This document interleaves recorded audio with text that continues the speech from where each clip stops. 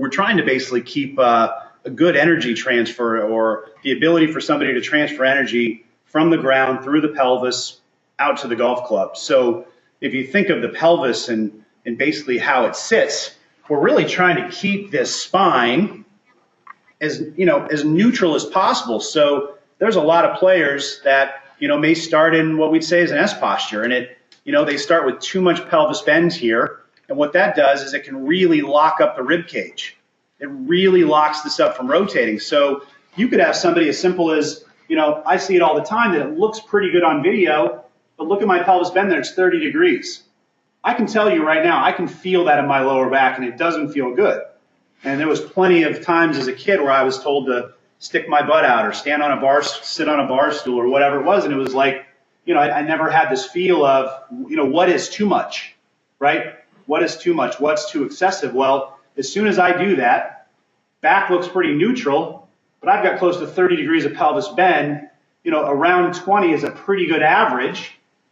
That doesn't look super different on video, but as far as what I'm feeling in my core, super different. So basically what I just did there is I took my pelvis, really locked up the lower spine, which now prevents this from rotating.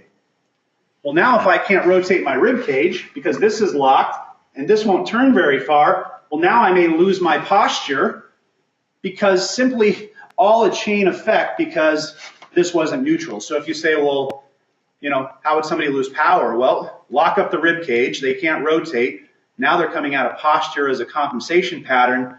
Now we got all these moving, wobbly parts. It could come right back to the player that says, I can't find really good center face contact.